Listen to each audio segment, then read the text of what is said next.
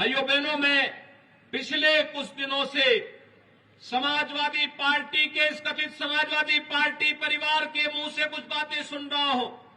कह रहे हैं कि हमने मैनपुरी को पहचान दिलाई। मुझे आश्चर्य हुआ।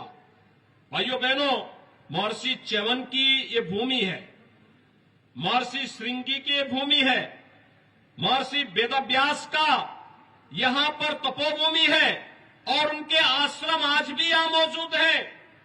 भव्य सूर्य मंदिर के लिए मैनपुरी जाना जाता था और यहां पर 7वीं 8वीं शताब्दी में तो सैकड़ों आश्रम इस मैनपुरी क्षेत्र में पाए जाते थे, जो इस बात को प्रमाणित करता है मैनपुरी का इतिहास उतना ही पुराना है जितना पुराना भारत के अंदर मानव समाज और सभ्यता का है। लेकिन उसको झुठला करके उस पहचान के साथ अपने आप को जोड़ने की बजाय ये दिखाने का प्रयास करना कि मैनपुरी का इतिहास तो केवल सिपाही खानदान के साथ है।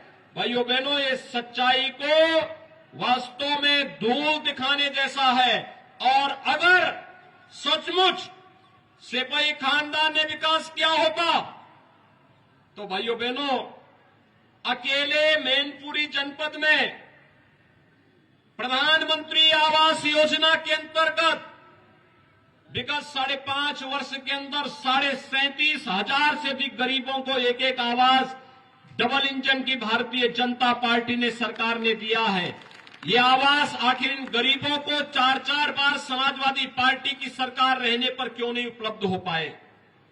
भाइयों बहनों, अकेले मैनपुरी जनपद में 2,81,000 गरीबों के लिए एक एक शौचालय बने और यही नहीं, 549 सामुदायिक शौचालय भी आपके मैनपुरी जनपद में डबल इंजन की भारतीय जनता पार्टी की सरकार ने बनाए।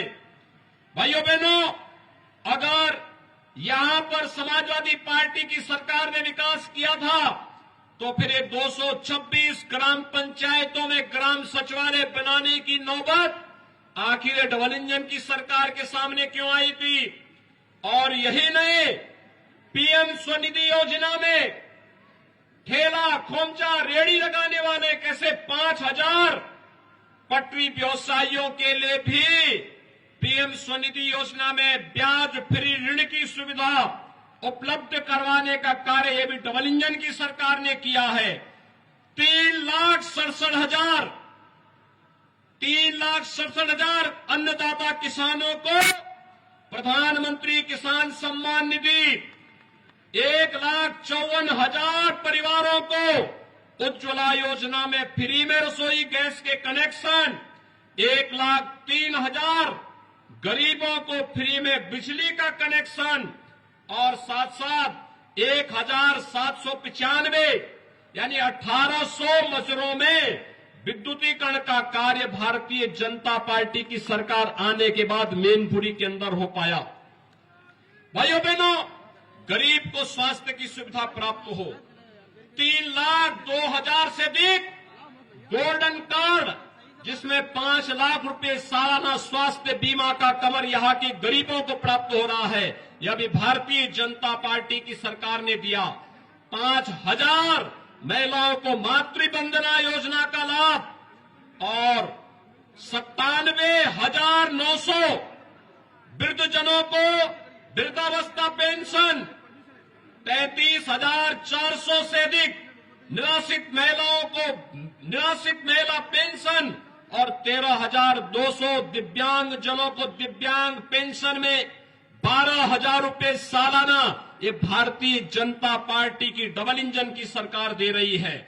और भाइयों बहनों, कन्या सुमंगला योजना में भी 10,000 बालिकाओं को इस योजना के साथ जोड़ने का कार्य हो रहा है। तो मुख्यमंत्री सामूहिक विवाह योजना में 2,500 बेटियों की शादी भी इस योजना के अंतर्गत यहां पर संपन्न हुआ है। भाइयों बहनों, ये कुछ आंकड़े हैं जो मैनपुरी जनपद की सच्चाई को आपके सामने रखती है और इसीलिए आज मैं आपसे कहने के लिए आया हूं। भाइयों बहनों, कोरोना कालखंड में आपने देखा होगा, कोरोना कालखंड की बात छोड़िए, 8 महीने पहले विधानसभा के चुनाव हुए थे। मैनपुरी में हमारे विधायक, प्रदेश सरकार के मंत्री, वे लगातार मैनपुरी में रहते हैं। भोगांव से हमारे विधायक श्री रामनरेश अग्निहोत्री लगातार जनता की सेवा में है।